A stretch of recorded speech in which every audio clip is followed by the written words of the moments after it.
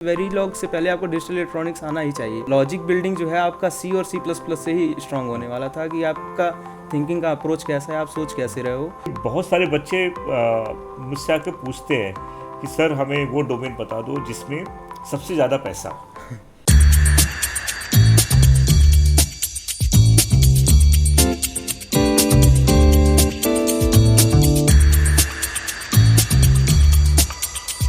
जय हिंद, नमस्ते, वेलकम टू पाइन पॉडकास्ट।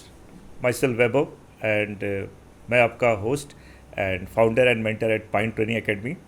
आज का जो गेस्ट है वो कोई इंडस्ट्री लीडर नहीं है, कोई स्टार्टअप फाउंडर नहीं है। बहुत सिंपल, मैंने आज अपने एक बच्चे को आज पॉडकास्ट के लिए इनवाइट किया है। वो बच्चा जो मेरे साथ second year, third year, final year और अभी एक इंडस्ट्री का पार्ट है विद इन इंजीनियरिंग। तो मैंने उसको बुलाया। उसको बुलाकर मैं आपको, जो हमारे इस समय बच्चे हैं जो करंट में इंजीनियरिंग कर रहे हैं, सेकेंड ईयर में है, थर्ड ईयर में है या फाइनल ईयर में है, या अभी रिसेंटली पास आउट हो चुके हैं पिछले साल या पास आउट होने वाले हैं, या जिनके गैप्स हैं, जो यूपीएससी एस्पिरेंट्स हैं जो इंडस्ट्री में आना चाहते हैं। मैं अक्सर तो उनसे मिलता रहता हूँ, बात करता रहता हूँ अलग अलग प्लेटफॉर्म पे। लेकिन मेरा बोलना और एक ऐसे कैंडिडेट का बोलना जो मेरी चीज़ को फॉलो किया और उसने उस चीज़ को इम्प्लीमेंट किया और इंडस्ट्री में अभी वो लैंड है, तो उसको बुलाकर मैं चाहता हूँ कि वो अपनी जर्नी को शेयर करे कि कैसे उसने इस इंडस्ट्री में आकर जॉब ली है, कितने टफ टाइम के साथ चीज़ों को अचीव किया है। So welcome Dutt. And Dutt, आज मैं चाहता हूँ कि आज आप इस प्लेटफॉर्म पर अपने जूनियर्स को या फिर इस इंडस्ट्री के बाहर जो भी बच्चे हैं जॉब लेना चाहते हैं कोर इंडस्ट्री में, VLSI के अंदर, एम्बेडेड के अंदर, उन तक ये मैसेज देना चाहते हैं कि कितना आसान है। थोड़ा सा टाइम लगता है काम करना, लेकिन कितना आसान है। तो मैं चाहता हूँ कि दत्त आपके एग्जाम्पल के थ्रू, आपकी जर्नी के थ्रू उनको मैसेज दूँ। बट उससे पहले थोड़ा सा आप अपने बारे में बताओ, आपकी स्कूलिंग कहाँ हुई है आपने, और आपकी फैमिली बैकग्राउंड्स एंड इंजीनियरिंग आप क्यों करना चाहते थे। Thank you very much sir इस पॉडकास्ट के लिए, इनविटेशन के लिए। ये पहली बार है कि मैं पॉडकास्ट दे रहा हूँ यहाँ पे, एंड बहुत अच्छा फील हो रहा है क्योंकि आई नो अब जो मैं बोलने वाला हूँ इससे जो भी बच्चे मुझे देखेंगे उन्हें काफ़ी कुछ सीखने को मिलेगा। पहले मैं अपने बारे में बता रहा हूँ आपको कि मैं महाराजगंज डिस्ट्रिक्ट से हूँ, यूपी में महाराजगंज डिस्ट्रिक्ट से हूँ। एंड मेरे फादर एग्रीकल्चर बैकग्राउंड से हूँ मैं बेसिकली, एंड फार्मिंग बैकग्राउंड से हूँ। मेरी मदर जो है होम मेकर हैं, और मैंने वही महाराजगंज डिस्ट्रिक्ट से ही अपनी स्कूलिंग की है, 10th-12th। एंड देन 1 साल का ड्रॉप लिया मैंने, जेईई की भी प्रिपरेशन की थी बीच में। कुछ मतलब प्रिपेयर नहीं हो पाया या फिर एग्ज़ाम्स नहीं सही गए तो रह जाते। So that's why I take the admission in GL Bajaj institute of technology and management. वहाँ से मैंने electronics and communication engineering branch choose की। एंड देन अभी मैं फाइनल ईयर परस्यूइंग हूँ, करंटली 8th सेमेस्टर में। एंड बेसिकली अभी भी फाइनल ईयर परस्यूइंग होने के बाद भी ऐसा फील हो रहा है कि मैं काफ़ी ज़्यादा सही जगह पर हूँ, क्योंकि जिस इंडस्ट्री में मैं जाना चाह रहा था, जो मेरी ड्रीम इंडस्ट्री थी एंड ड्रीम कंपनी थी, उसमें मैं पहुँच गया। एंड इसमें कोई डाउट नहीं है कि इसमें मैं 100% ये रिस्पॉन्सिबल बोलूँगा कि पाइन ही है, क्योंकि मैं सेकेंड ईयर ऑनवर्ड्स में मैंने जब फर्स्ट ईयर मैंने पूरा खुद से एक्सप्लोर किया था। फर्स्ट ईयर में मैंने सारे सब्जेक्ट्स पढ़े जो जनरली सारे इंजीनियरिंग बैकग्राउंड के बच्चे पढ़ते हैं, physics, chemistry, mathematics, math first, digital, analog, सब चीज़ें पढ़ी, CPP वगैरह सारी चीज़ें पढ़ी। बट एट द एंड जब फर्स्ट ईयर एंड होने वाला था, तब मुझे समझ आया कि अपने कोर इलेक्ट्रॉनिक्स में भी काफ़ी सारी एक्सपोजर्स हैं। एंड जनरली एक्सपोजर, दत्त मैं जानना चाहता हूँ, वो एक्सपोजर मतलब वो एक्सपोजर आपको जो मिला या आप जो चाहते थे वो किस तरह का एक्सपोजर चाहते थे? बस बेसिकली आपकी एक्सपेक्टेशन क्या थी कि आप इंजीनियरिंग में सेकेंड ईयर में आप क्या करना चाहते थे? हाँ, ये कनेक्टेड है मेरे मैं जब 10th क्लास में था और 11th में था, मैं तभी से काफ़ी ज़्यादा प्रोजेक्ट्स में इन्वॉल्व था। किस तरह के प्रोजेक्ट्स? दैट वाज सब चीज़ें इलेक्ट्रॉनिक्स से ही रिलेटेड थी। बट उस समय हम जो भी प्रोजेक्ट्स करते थे उसके बीच में बेसिक्स क्या है, जो मेन फंडामेंटल्स क्या है, how they are really working, उन सब की अंडरस्टैंडिंग उस लेवल पे नहीं डेवलप हुई थी। हमने बस जनरली प्रोजेक्ट्स वगैरह बनाए थे, जो भी LDR वगैरह सेंसर्स एक्चुएटर्स यूज होते हैं। तो उस चीज़ में मेरे ये आपने कब बनाए थे, बीटेक से पहले? ये बीटेक से पहले मैंने बनाए थे 11th क्लास में। दत्त, अभी जैसे आप सेकेंड ईयर में आए, राइट, जब आप मुझसे पहली बार मिले, तो सेकेंड ईयर में ऐसा क्या चल रहा था आपके मन में कि यार अब मैं सेकेंड ईयर में आ गया हूँ, फर्स्ट ईयर हो गया मेरा, तो सेकेंड ईयर में मैं चाहता हूँ कि वो फीलिंग उन बच्चों से कनेक्ट हो जो इस समय वो सोच रहे हैं, मैं उस फीलिंग को सुनना चाहता हूँ। हाँ, सो बेसिकली हुआ क्या था कि फर्स्ट ईयर में चीज़ें तो काफ़ी पढ़ ली थी, लेकिन अभी भी कुछ चीज़ें छूट रही थी। जो फील हो रहा था कि जो मैंने एक्सपेक्टेशन था मेरा इंजीनियरिंग से कि मैं चीज़ों को प्रैक्टिकली सीखूंगा, जो भी गेट्स मैं बना रहा हूँ, जो भी गेट्स पढ़ रहा हूँ मैं, वो चीज़ों को मैं रियल टाइम पर वो कैसे वो काम कर रही हैं, वो चीज़ कहीं ना कहीं मिस हो रहा था। डिजिटल गेट्स हो गए या फिर एनालॉग के ओप एम्प एम्पलीफायर कैसे काम कर रहे हैं, ये सब चीज़ें मिसिंग थी। तो उस टाइम पर मैंने डिसाइड किया कि I have to find something जो रियल में मुझे बताए कि हाँ कैसे हेल्प हो रहा है और कैसे मैं इस चीज़ को जाकर के ग्रो करूँगा। तो फिर मैंने ढूंढना शुरू किया। बट मैं यहाँ पे रुकूंगा, बट ये चीज़ तो आपको ऑनलाइन भी मिल सकती है, बुक में भी मिल सकती है, आपने ऑनलाइन और बुक का सहारा क्यों नहीं लिया? हाँ, सो दैट्स ऑल कि मैं पाइन आया क्योंकि सारी चीज़ें बुक में मिल रही थी, मुझे कुछ चीज़ें दिख नहीं रही थी जो क्योंकि electronics is basically for the hardware perspective in और आप जो कर रहे हो वो आपको दिखना चाहिए। हार्डवेयर पे भी आप जब तक उसको विजुअलाइज ना करो तब तक आपको वो चीज़ फील नहीं आती इलेक्ट्रॉनिक्स में, तो वो चीज़ मिसिंग थी मेरे लिए। सो उस कंडीशन में मैंने सोचा कि यार कहाँ पे मैं जाऊँ, कैसे करूँ कि मुझे वो चीज़ पता चले। फिर मैंने ढूंढना शुरू किया कि हाँ कौन मेरी ज़्यादा बेटर तरीके से हेल्प कर सकता है। तो फिर मैंने आपको वही कैसे सर्च किया, कहाँ हाँ फिर सबसे पहले मैं लिंक्डइन के थ्रू गया था। बस बेसिकली फर्स्ट ईयर में मेरे को ये क्लियर हो गया कि मुझे कोर VLSI इंडस्ट्री में जाना है। एंड उस टाइम पे मैं ये पता कर लिया था कि मेरी ड्रीम कंपनी क्या होने वाली है। ये जो अभी आप लिंक्डइन का आपने नाम लिया, क्योंकि लिंक्डइन मैं चाहता हूँ बच्चे लोग आज की डेट में लिंक्डइन यूज़ करते हैं, लेकिन वो लिंक्डइन ने आपको हेल्प किया बेसिकली, तो how you basically got my connection? हाँ, सो ये चीज़ हुई तब जब लिंक्डइन पे मैंने जब सर्च किया लोगों को कि जो इंडस्ट्री में हैं वो लोग, फिर मैंने उनसे जब बात करनी शुरू की कि क्योंकि उनकी भी जनरली लगभग सिमिलर ही थी, वो भी एक्सप्लोर करना चाह रहे थे काफ़ी कुछ मेरे साथ ही। जैसे मैं सोच रहा था कि कहाँ पे मुझे प्रैक्टिकल नॉलेज मिलेगी, कहाँ पे मैं डिजिटल एनालॉग को और ज़्यादा अच्छे से बेटर तरीके से लर्न कर पाऊँगा, और इंडस्ट्री में इंटरव्यू के टाइम पे या फिर जब भी मैं काम करने जाऊंगा तो कैसे उन चीज़ों को इम्प्लीमेंट करूंगा। तो फिर मैंने उनसे बात की। देन उन्होंने सजेस्ट किया कि वैभव सर हैं, वो पाइन से हैं, सो आप पाइन चले जाओ, वो काफ़ी अच्छा आपको वहाँ पे एक्सपोजर मिल जाएगा, आप एटलीस्ट जाओ, देखो, पढ़ो। तो देन मैंने सेकेंड ईयर में आपके थ्रू कांटेक्ट में आया और पाइन मैंने तभी ज्वाइन किया। कुछ दिन मैं डेमो के टाइप में देखा भी कि मुझे सही लग रहा है कि नहीं। फिर मैंने पहली बार उसी टाइम पर FPGA देखा, तो फिर लगा कि हाँ FPGA की भी कोई चीज़ है। उस टाइम पर ही आपके कांटेक्ट में आने के बाद Xilinx, ISC, विवाडो, ये सारी टूल्स पे मैंने काम करना शुरू किया। उन पे फिर जब वाकई में जब मैंने गेट्स को जो है FPGA के थ्रू कनेक्ट करके देखा कि हाँ ये लॉजिक देने पर ऐसे आ रहा है, एक्चुअल में जब दिख रहा है, तो चीज़ें काफ़ी फील होना शुरू हुआ। सो वो उसी टाइम मैंने डिसाइड कर लिया कि मैं एक चीज़ पूछूंगा कि जब आप ये सब चीज़ें डिज़ाइन बना रहे थे using digital combination and sequential से, जो भी आप प्रोजेक्ट कर रहे थे, तो आपको कभी ऐसा लगा नहीं कि यार इसमें चैलेंज क्या है, मतलब how this challenging to me? हाँ, सो बेसिकली ये बहुत चैलेंजिंग इसलिए भी था क्योंकि टूल्स नए थे, काम नया था, और कॉलेज लेवल पर मैंने बस पढ़ रखा था कि ये चीज़ है गेट्स वगैरह, उसमें मैंने as it is theoretical knowledge ज़्यादा थी, तो ज़्यादा कुछ सोचना नहीं था। आप पढ़े, वही गए, एग्ज़ाम में लिखे, नंबर गेन कर लिया। लेकिन जब प्रोजेक्ट में उसको इम्प्लीमेंट करने की बारी आई, जैसे मक्स का ही है, मक्स सारों ने पढ़ रखा है, कोई बड़ी बात नहीं है। लेकिन जब वाकई में जब आप मक्स के थ्रू एक प्रोजेक्ट को इम्प्लीमेंट करते हैं, आप इंटरनली उसके बारे में जब सोचना शुरू करते हैं कि मक्स को मैं कहाँ पर ऐसी जगह रखूँ कि वो as a data selector use हो पाए, कि इस चीज़ को मुझे सेलेक्ट करना है, इस चीज़ को कैसे काम करना है। जैसे मैंने साइन कैलकुलेटर पे भी काम किया था, एडिशन, सब्ट्रैक्शन, मल्टीप्लायर, डिवाइडर, ये चारों चीज़ें हो रही हैं, तो वहाँ पर मक्स का बहुत बड़ा रोल था कि मैं एक साथ जो है पहले किसको ऑन कर रहा हूँ। तो ये सब चीज़ें उस लेवल पर कॉलेज लेवल पर सीखना काफ़ी मेरे लिए टफ था। लेकिन जब मैंने पाइन ज्वाइन किया तो फिर लगा, जब मैं प्रोजेक्ट पे काम करना शुरू किया तब मुझे काफ़ी अच्छा लगा, और मक्स हो गए, गेट्स हो गए, सारी चीज़ें मैंने एकदम स्क्रैच से बनाना शुरू किया।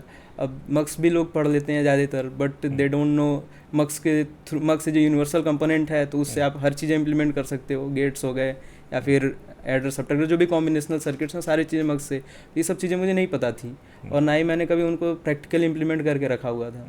तो वो चीज़ काफ़ी मुझे समझ में आया पाइन में आने के बाद, और उनको फिर FPGA पे काम करना, फ्रिक्वेंसीज़ पे काम करना है कि हाँ इस फ्रिक्वेंसी पर ये FPGA काम कर रहा है, मुझे अगर अपने पर्टिकुलर फ्रिक्वेंसीज़ पे अगर उसको काम कराना है तो कैसे फ्लिप फ्लॉप्स का यूज़ करके काम कराएंगे। तो ये सब चीज़ें मेरे काफ़ी अंडरस्टैंडिंग में आई, तो वो अपने आप इंटरेस्ट जो है डेवलप होना शुरू हो गया था।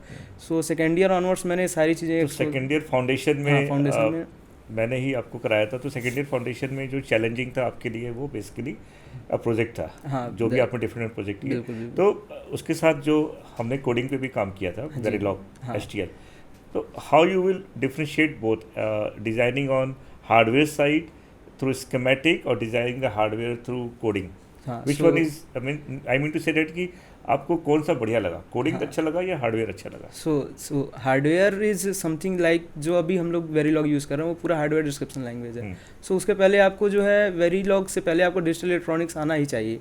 तो प्रोजेक्ट के थ्रू और स्कीमेटिक्स डिजाइनिंग के थ्रू मेरा डिजिटल इलेक्ट्रॉनिक्स कॉम्बिनेशनल और सिक्वेंशियल दोनों कॉन्सेप्ट तो क्लियर हो गए थे।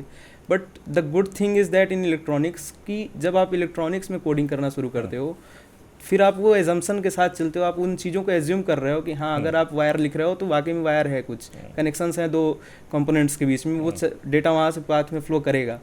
और उस चीज़ को फिर जब मैंने वेरीलॉग लैंग्वेज से इम्प्लीमेंट करना शुरू किया, उसके अंदर जो भी मैंने अपने लॉजिक्स लगाए, काउंटर वगैरह बनाए, जो भी लगाए, और वो चीज़ क्या है उनका हम लोग RTL एक तरीके से बना रहे हैं, तो वो चीज़ बनाने के बाद मुझे हार्डवेयर भी एक्चुअल में स्कीमेटिक में ही दिख जा रहा था।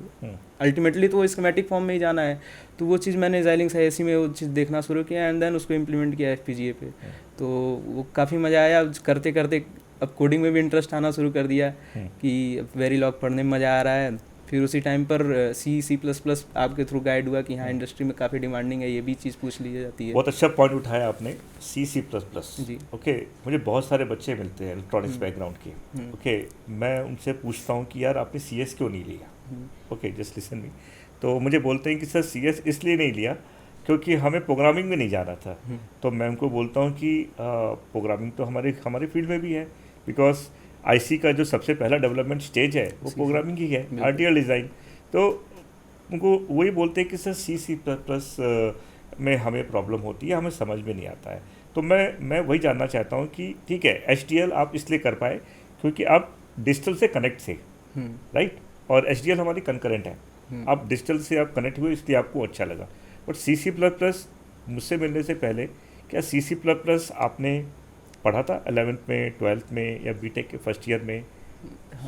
To be honest BTech first year में मैंने C पढ़ी थी बेसिकली, C++ तो नहीं थी, बट उतना वो नहीं था क्योंकि इंटरेस्ट वो डेवलप नहीं हो रहा था C में।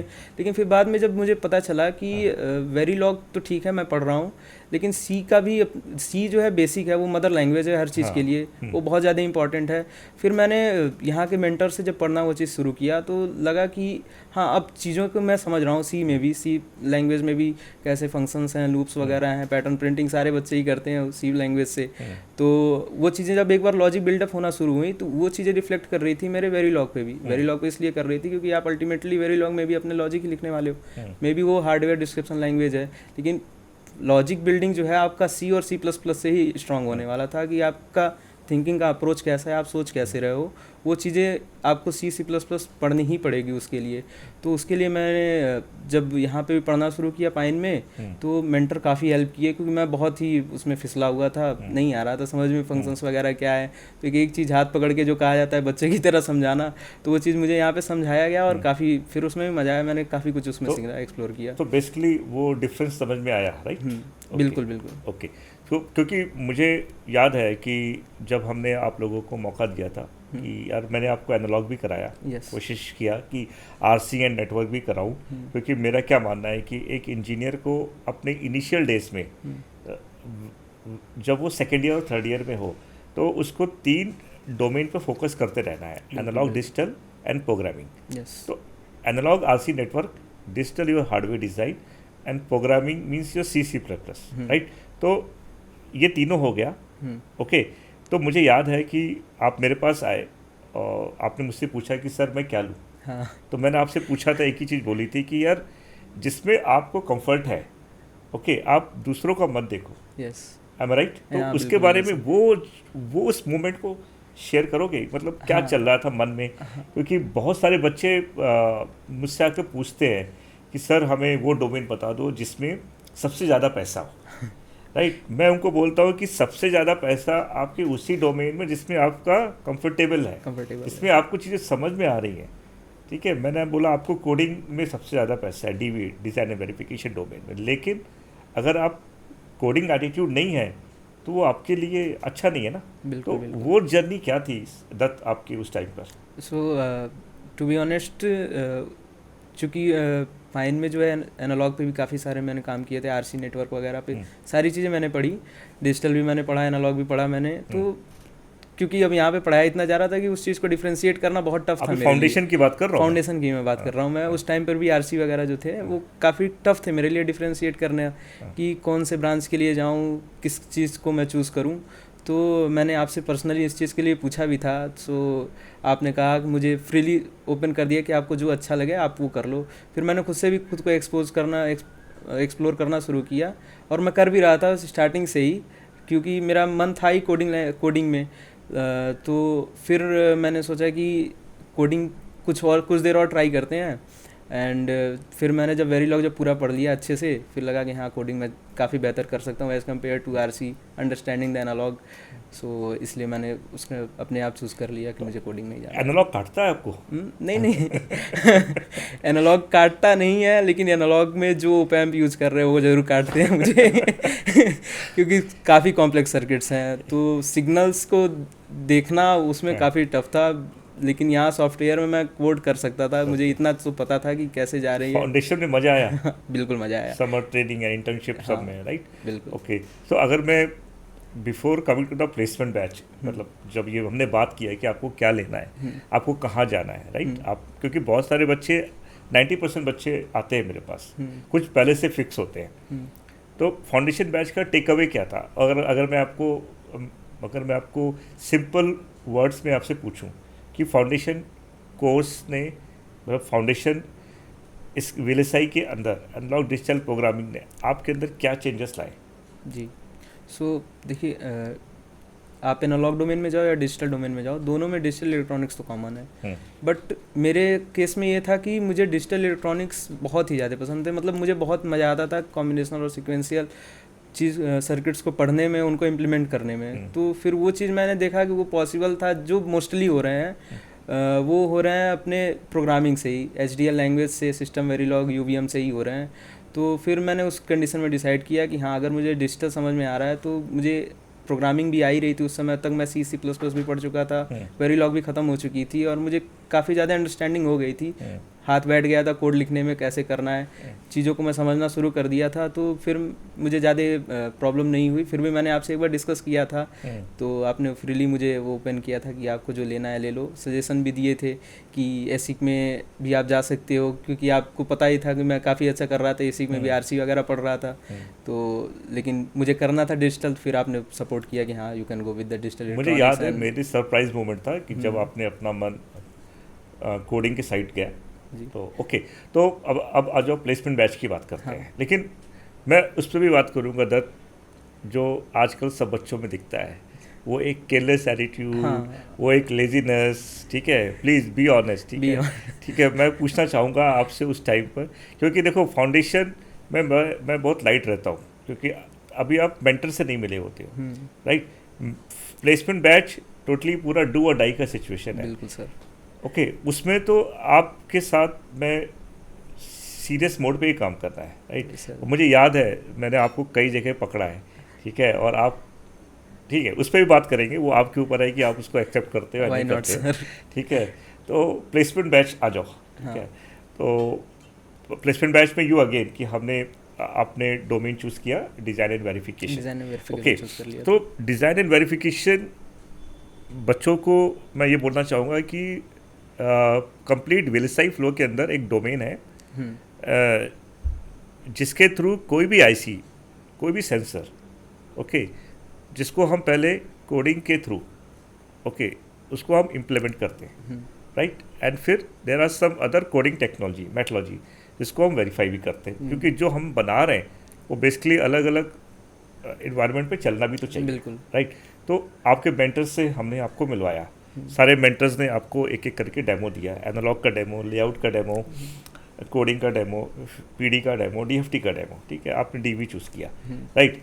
अब फोर्थ ईयर में जब आप फोर्थ ईयर में आपने पहला कदम रखा, I am not talking about academy, I am talking about your part, यार अब फोर्थ ईयर आ गया है, अब क्या होगा? हाँ, तो फोर्थ ईयर आ गया था एंड कॉलेज में भी प्लेसमेंट उस टाइम पे शुरू हो गए थे। हाँ। लेकिन एक चीज़ मेरे दिमाग में क्लियर थी कि मुझे एक ऐसी इंडस्ट्री में घुसना है जो वाकई में ग्रो हो। अगर मैं अपने आप को फ्यूचर में 2 साल 3 साल बाद या करंट सिचुएशन में भी देखूं तो काफ़ी ग्रोथ करूं।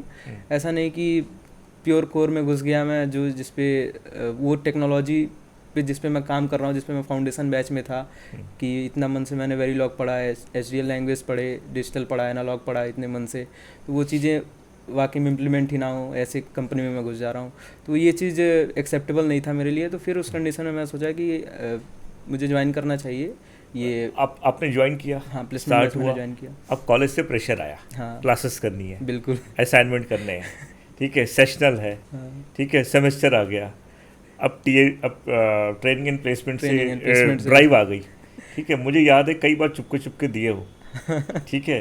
तो मुझे पता है कि क्योंकि बच्चों को दिखाना होता है कि पेरेंट्स को, क्योंकि हमारे यहाँ पे जो कोर के थ्रू जब आपको अपॉर्चुनिटी मिलती है वो टाइम है, उसमें टाइम लगता है, ओके। तो आई नो कि कुछ अपॉर्चुनिटी ऐसी है जो आपको मतलब ले जा रही थी उस तरफ। बिल्कुल। आपको शायद सिलेक्शन भी हुआ था? हाँ, हुआ था, मेरी कंपनी में हुआ था, सॉफ्टवेयर का ही कंपनी था वो, एम्बेडेड सॉफ्टवेयर का जॉब रोल था।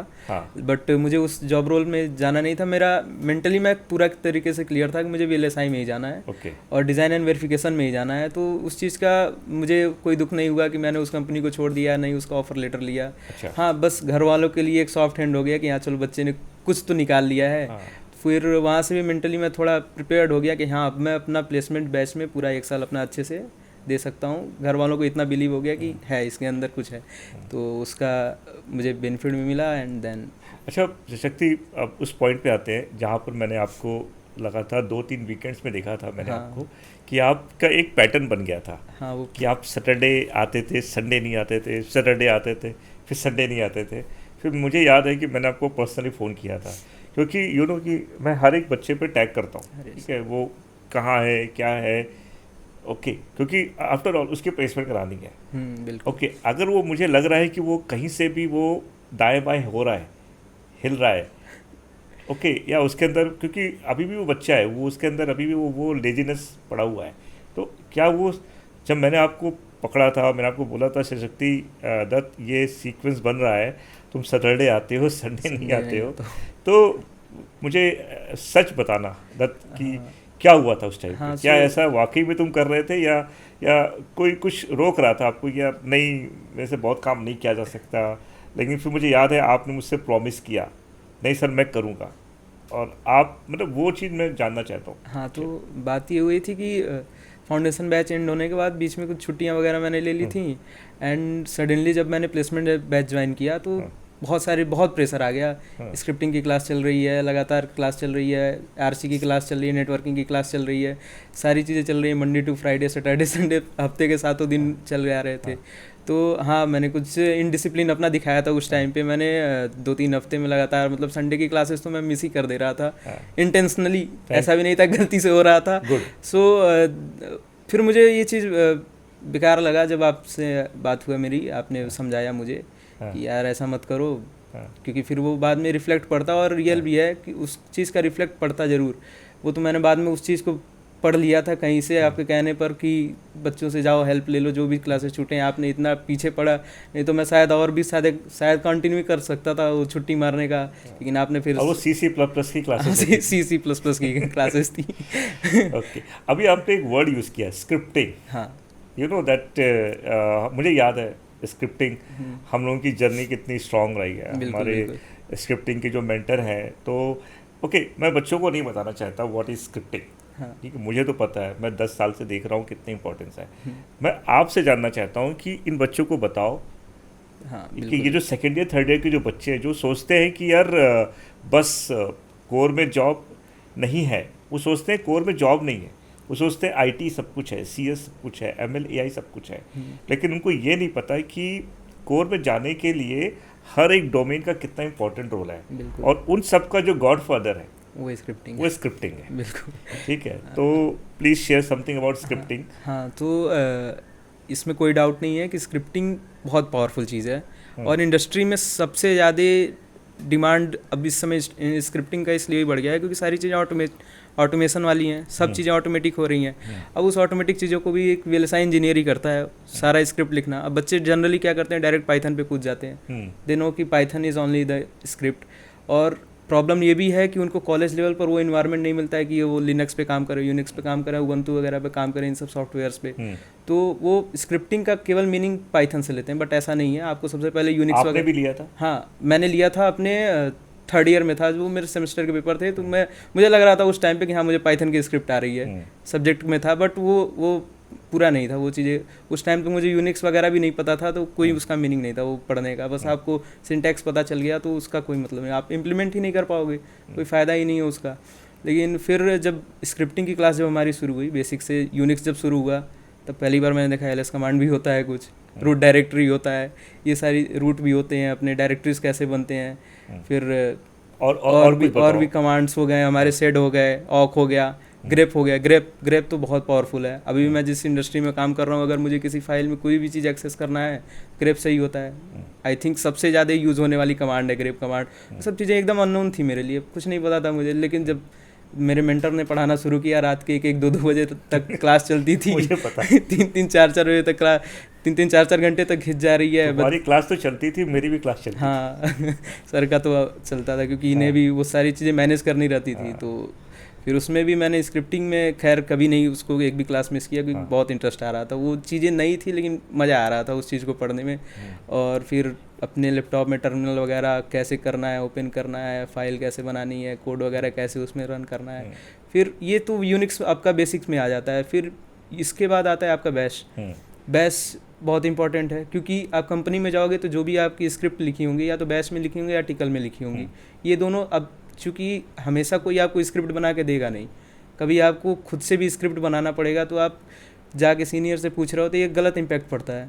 तो मुझे इस चीज़ का एज मिला कंपनी में, जब मैंने बैश वगैरह पढ़ के गया तो काफ़ी चीज़ें मुझे समझ में आ रही थी कि हाँ ये चीज़ ऐसे स्क्रिप्ट लिखी हुई है, तो मुझे उसमें प्रॉब्लम नहीं हुआ। और इंटरव्यू में मुझसे ये क्वेश्चन पूछा गया था कि उस पे आऊँगा, हाँ अभी इंटरव्यू पे आऊँगा बिल्कुल। हाँ, तो उस चीज़ को आपको, स्क्रिप्टिंग तो बहुत इंपॉर्टेंट है। आप VLSI में कितने लोगों की नौकरी उसी से चल रही है। मेरे मेंटर ने भी कहा था कि स्क्रिप्टिंग से ही नौकरी चल रही है, और जो अच्छा स्क्रिप्टिंग है उसको तो काफ़ी अच्छा पे हो रहा है। अदर्स पर्सन से तो बहुत ज़्यादा पे उनको मिलता है। Unfortunately you are not part of the scripting project, because आपकी प्लेसमेंट हो गई और आपको ज्वाइन करना पड़ा। तो आपको, बट एनीवे, तो अब आते हैं सबसे आपका जो डिसीजन मेकिंग मंथ है, दिसंबर। ठीक है, मैं आपके पास आया और बोला कैडेंस ड्राइव है, 20 और सिर्फ 25 पास आउट। ओके, और तो दैट, ये बताओ मतलब प्रिपरेशन कैसे की आपने? मतलब बहुत ही शॉर्ट टाइम में मैंने आपको मौका दिया था, तो और उस टाइम पे इंटरव्यू में उन्होंने क्या पूछा, जरा उन क्वेश्चंस के बारे में भी शेयर करो, क्योंकि जो हमारी ऑडियंस है, ठीक है, बच्चे हैं जो अभी इलेक्ट्रॉनिक्स बैकग्राउंड, इलेक्ट्रिकल बैकग्राउंड के बच्चे हैं जो पास आउट भी हैं, अगर उनको इलेक्ट्रॉनिक्स में जानना चाहते हैं कि किस तरह के क्वेश्चन कंपनी पूछती है, ओके, और उनका रिप्लाई कैसे देना चाहिए, वो इम्पॉर्टेंट है। बिल्कुल बिल्कुल। सो मुझे याद है, मुझे 3 या 4 दिन का बस टाइम मिला था बीच में कैडेंस ड्राइव के लिए प्रिपेयर होने के लिए। बट चूँकि मैं फाउंडेशन बैच से ही जुड़ा हुआ था पाइन से, काफ़ी कुछ चीज़ें मैंने 2nd ईयर और 3rd ईयर में सीख रखी थी। डिजिटल काफ़ी पढ़ रखा था, वेरीलॉग भी पढ़ रखा था मैंने। तो मेरा जब इंटरव्यू शुरू हुआ तो अगेन, अब मैं आपको उस चीज़ के पीछे जो C++ का जो कॉन्सेप्ट है, मैं अब ये काम आया मेरे को इंटरव्यू में, क्योंकि इंटरव्यू में पहला ही क्वेश्चन था फीफो से रिलेटेड। हाँ, फीफो से रिलेटेड था। और वो चीज़ उन्होंने कुछ नहीं बोला, उन्होंने बोला कि आप कोड मत लिखो फीफो का, आप बताओ इम्प्लीमेंटेशन क्या है, कैसे काम करता है फीफो, कैसे आप चेक करो फीफो सही है या गलत है। तो वो चीज़ें फिर मुझे रिफ्लेक्ट किया C++ में, जो मैंने C++ में फीफो वगैरह पढ़े थे। फिर वहाँ पे मुझे C++ का एज मिला। तो इसलिए मैं बोल रहा हूँ भाई, C++ तो पढ़ना ही है आपको, कैसे भी वो कभी भी काम आ सकता है। एंड देन फिर उन्होंने डिजिटल इलेक्ट्रॉनिक्स का क्वेश्चन, डिजिटल में क्या क्वेश्चन? हाँ, डिजिटल में फिर उन्होंने शुरू किया मक्स से शुरू किया, मक्स फिर से सीधे मक्स से शुरू किया। और मक्स केवल 2:2 मक्स नहीं था फिर उस कंडीशन में, क्योंकि अब आप इंटरव्यू दे रहे हो इतने बड़ी कंपनी का, तो फिर उन्होंने मक्स में डीप में जाना शुरू किया। मक्स से उन्होंने सारे गेट्स बनवाए, और वो आई वॉज वेरी फॉर्चुनेट कि वो सारे गेट्स जितने भी थे मैंने सब पाइन में बना करके उसको मैंने इम्प्लीमेंट कर चुका था। तो मुझे मुश्किल से 2 या 3 मिनट ही लगे तो उन सारे गेट्स को बना करके दिखाने में। फिर मक्स से गेट बनाने के बाद फिर उन्होंने यूनिवर्सल गेट पे कूद गए। उन्होंने यूनिवर्सल गेट पे जाने के बाद उन्होंने बताया उसको बफर की तरह बताऊं। उसमें टाइम लगा सोचने में, क्योंकि वो अलग मक्स को बफर की तरह, हाँ मक्स को नहीं, एक्सनॉर गेट, हाँ एक्सनॉर को बफर की तरह कैसे आप बनाओगे। तो फिर उस टाइम अभी रिसेंटली मैंने अभी बच्चों को मैंने ये सिखाया है, एक्सऑर और एक्सनॉर से इन्वर्टर और बफर बनाना, हाँ बफर बनाने के लिए। तो वो सारी चीज़ें, ये इंटरव्यू क्वेश्चन था। हाँ ये जस्ट केवल हमें कंफर्टेबल करने के लिए कि बच्चा कंफर्टेबल हो रहा है कि नहीं, यहीं से पता चल जाता है कि इसके साथ आगे बढ़ना है या नहीं बढ़ना है। तो वो 10-15 मिनट में फिर उन्हें लग गया कि हाँ अब आगे तो बढ़ना है इसके साथ, क्योंकि वो काफ़ी सेटिस्फाइड थे। और ये जो 15 मिनट का जो मेरा इंटरव्यू था स्टार्टिंग का, जो डिजिटल बेस्ड हुए मेरे, उसका पूरा मैं वो देना चाहूँगा कि फाउंडेशन बैच में जो भी चीज़ मैंने पढ़ी, सारी चीज़ें मुझे वो इम्प्लीमेंट हो गई वहाँ पे। सारी चीज़ें मैंने वो बनाई, मतलब शायद ही कुछ लॉजिक बचे होंगे जो मैंने उनको नहीं बताया। काफ़ी चीज़ें उन्होंने पूछा था। इनफैक्ट उन्होंने साइन कैलकुलेटर मेरे प्रोजेक्ट पर भी आया, फिर उन्होंने शेयर करके वो स्क्रीन की, हाँ आप बताओ आपने कैसे क्या क्या किया है। फिर सारा स्कीमेटिक जब मैंने उनको दिखाया तो वो समझ गया कि हाँ इस बच्चे ने स्क्रैच से किया है, कॉम्बिनेशनल का इसका सारा चीज़ क्लियर है। फिर वो मूव कर गए फिर वेरीलॉग पर उन्होंने, एंड देन वेरीलॉग पे जब वो मूव करे तो फिर वेरीलॉग में सबसे बेसिक डेटा टाइप वगैरह शुरू किया उन्होंने। वायर रेज अब लोग पढ़ लेते हैं, लेकिन कई बार डिफ़ॉल्ट वैल्यू उसका बताना भूल जाते हैं या गलत बता देते हैं। तो मुझे याद है कि फाउंडेशन बैच में ये चीज़ मुझे रटा दी गई थी कि वायर और रेज का डिफ़ॉल्ट वैल्यू तो नहीं भूलना है कैसे भी। तो मैंने उस टाइम पे भी वो सही बताया, एंड देन वो फिर आगे स्मूथली जो है इंटरव्यू को आगे बढ़ाते गए। एंड फिर उन्होंने पूछना शुरू किया और डीप में कि और बताओ वेरीलॉग में बिगिन इन ब्लॉक क्या है, फिर फॉर्क जॉइन स्टेटमेंट्स कैसे काम कर रहे हैं, फंक्शंस वगैरह क्या हैं, लूप्स क्या हैं, काउंटर का प्रोग्राम उन्होंने लिखवाया मुझे याद है। फिर सिनारियो बेस्ड सारे क्वेश्चन पूछे कि कैसे डिबगिंग वगैरह की, क्योंकि आप कंपनी में जब जाओगे तो आपको डिबगिंग का काम बहुत मिलने वाला है, सारी चीज़ें आप डिबगिंग से ही सीखते हो। तो फिर उन्होंने कुछ स्क्रीन शेयर करके जो है डिबगिंग भी कराया कि कोड में कहाँ एरर आ रहा है, जो मैंने स्टेटमेंट लिखा है, जो कोड मैंने यहाँ पे लिखा है वो चीज़ सही है कि नहीं। एंड फिर उसके बाद फिर यहाँ पे उन्होंने मुझसे पूछा कि यूनिक्स आपको आता है कि नहीं, क्योंकि जिस इंडस्ट्री में हूँ वहाँ पे सारी काम यूनिक्स पर ही होता है, लिनक्स पर ही। तो फिर उन्होंने मुझसे सेड के बारे में पूछा, ग्रेप के बारे में पूछा, स्क्रिप्टिंग का आ गया लिनक्स पे, क्योंकि काम फ्रेशर से अगर आप नॉन ट्रेंड होते तो आप जॉब दे पाते? आपको स्क्रिप्टिंग समझ में आती है? What is scripting? नहीं, हवा तक नहीं लगता। ये तो रियलिटी है, क्योंकि वो चीज़ कभी हुआ है नहीं। मुझे अभी भी याद है जब 3rd ईयर में मुझे कैडेंस वर्चुअल टूल खुलवाया गया था, तो उन्होंने बस नॉर्मल कमांड दे दिया था टर्मिनल पे, रन कर दो, फिर ये आपका कैडेंस खुल जाएगा।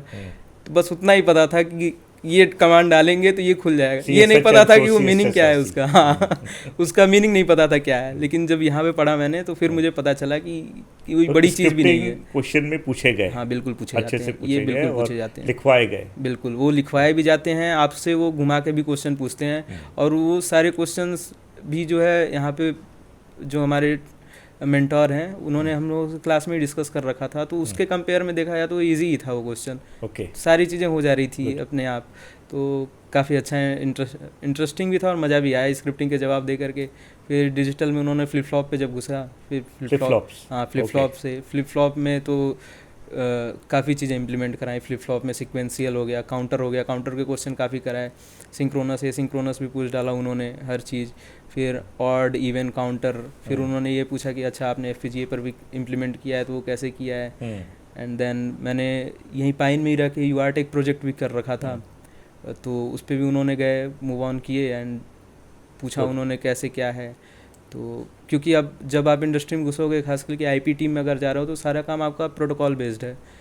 तो वो आपसे ये एक्सपेक्ट करते हैं एटलीस्ट आपको एक प्रोटोकॉल की तो नॉलेज हो। तो मैंने UART प्रोटोकॉल कर रखा था, तो वो भी अच्छा रिफ्लेक्ट किया उनके दिमाग में, और वो चीज़ यहाँ पे कराई गई थी काफ़ी अच्छे से। उसको प्रैक्टिकली कोड लिखने के साथ साथ स्क्रैच में उसका वेरिफिकेशन एंड देन FPGA पे इम्प्लीमेंटेशन, सारी चीज़ें मैंने कर रखी थी।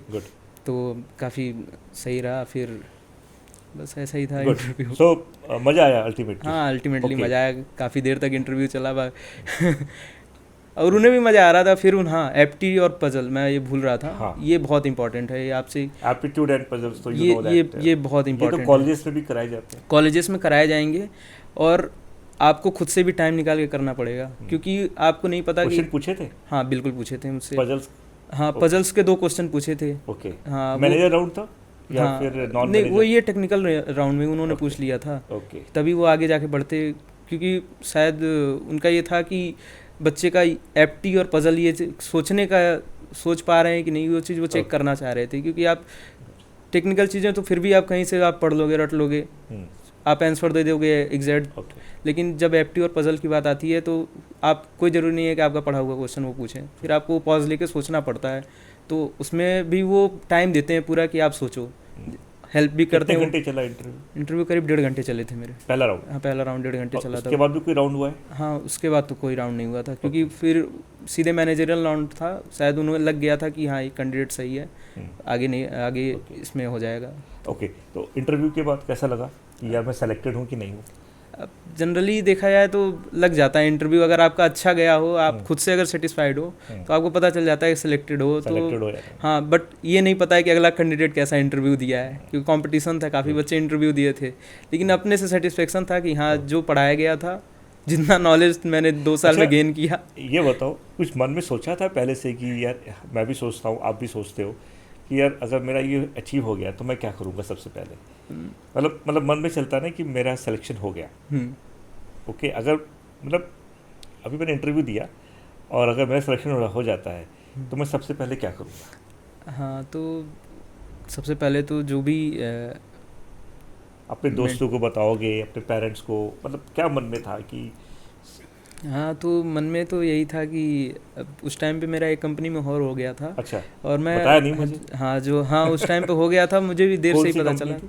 HCL टेक थी। अच्छा, HCL टेक जिसके में लिए हो हमने गया। ट्रेनिंग की थी हाँ वहाँ जिससे पे। हमने ट्रेनिंग की वो थी। जो क्रैश ट्रेनिंग की थी हाँ 3 हाँ दिन हाँ, की, तो उसमें आपका भी सिलेक्शन था, उसमें मेरा भी बट आप नहीं थे।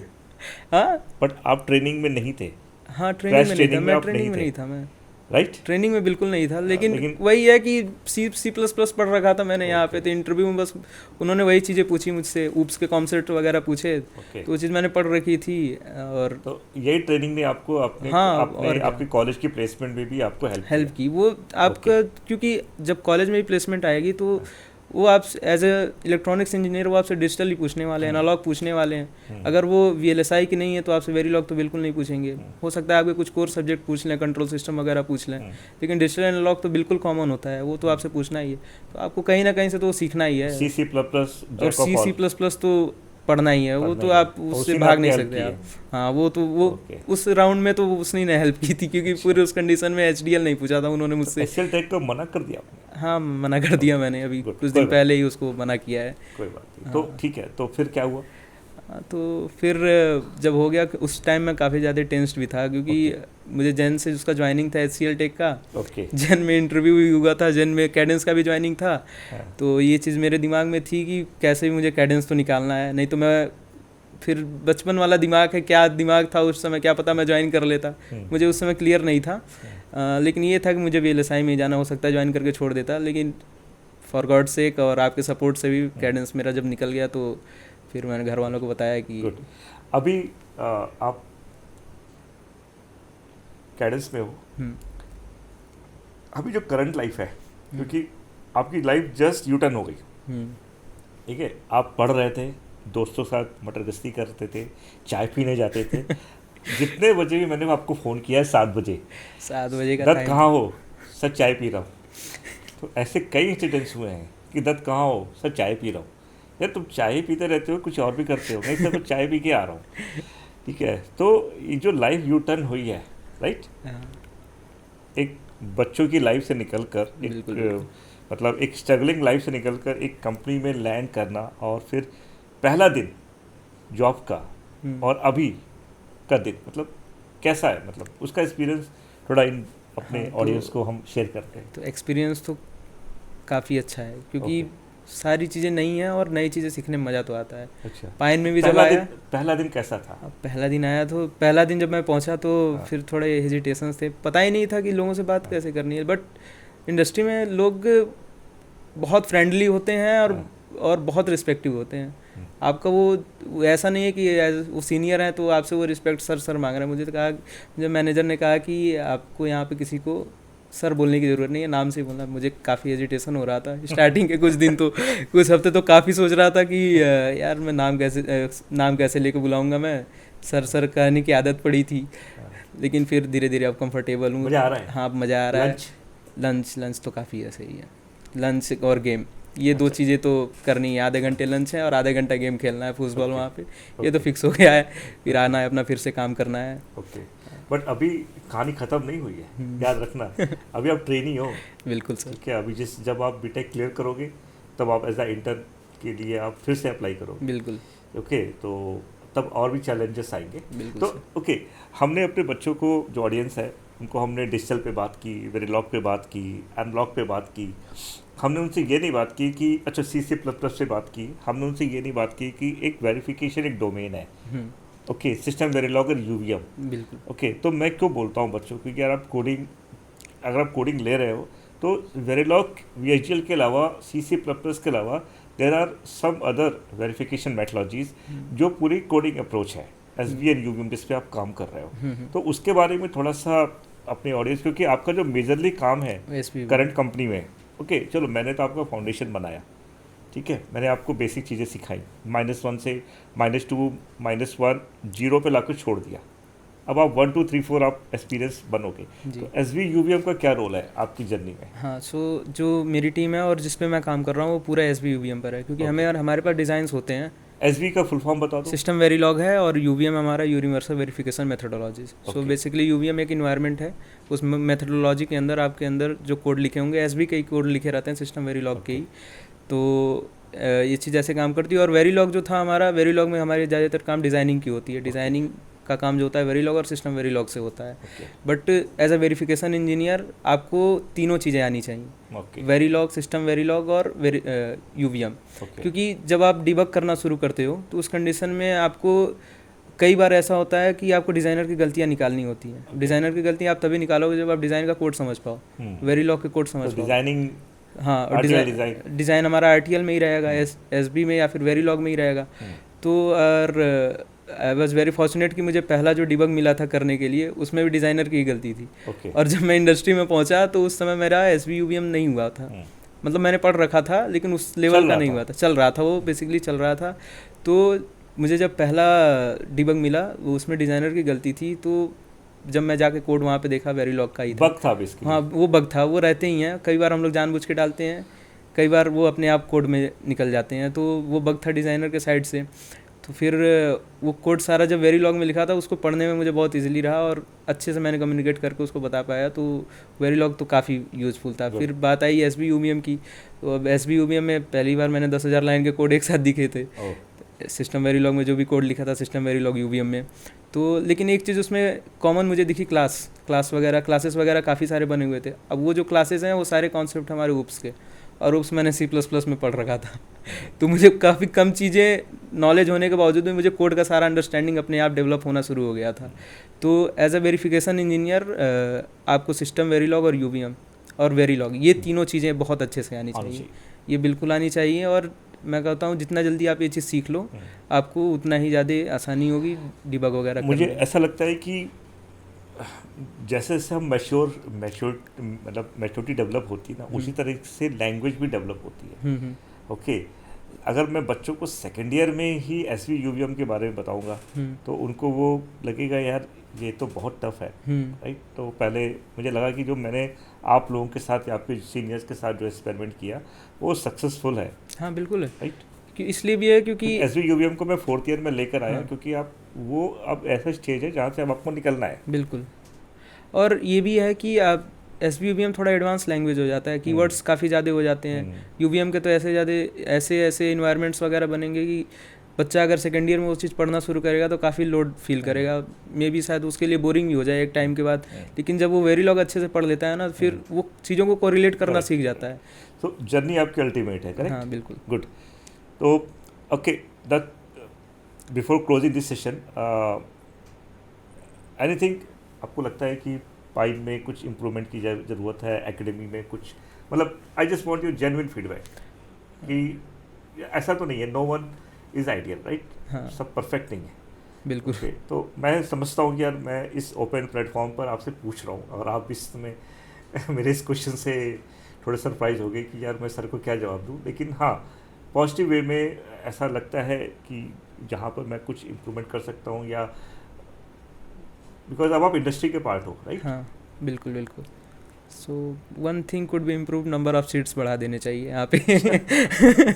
बाकी तो मेंटर इतने सपोर्टिव, इंडस्ट्री लीडिंग मेंटर्स, मैं तो कभी सोच भी नहीं सकता था कि ऐसे मेंटर्स के साथ मैं पढ़ने वाला हूँ। मैं इनफैक्ट घर पे जाता हूँ, लोगों को बताता हूँ कि ऐसे ऐसे टीचर से पढ़ रहा हूँ, ऐसे जगह पे है टीचर, उनसे पढ़ रहा हूँ, तो दे गॉट सरप्राइज कि सच में वो चीज़ तो काफ़ी है। वो तो एक चीज़ मैं इसी में ऐड करना चाहता हूँ कि जब आपका सिलेक्शन हुआ तो आपके दोस्त, आपके सीनियर्स या जूनियर्स का क्या फीडबैक था, उनका उनका उनका उनका क्या रवैया था उस टाइम पर? हाँ सो मैं आपके फैकल्टीज, कॉलेज फैकल्टीज? हाँ कॉलेज फैकल्टीज़ का था, क्योंकि कैडेंस में लास्ट टाइम जो हमारे कॉलेज से प्लेसमेंट हुई थी वो 2023 बैच में हुआ था एक लोगों का, तो उसके बाद से पूरा गैप था, किसी का नहीं हुआ था। एंड कंपनीज आती थी, उनको बच्चे नहीं मिलते थे उस स्किल्स के, वो ले नहीं जाती थी।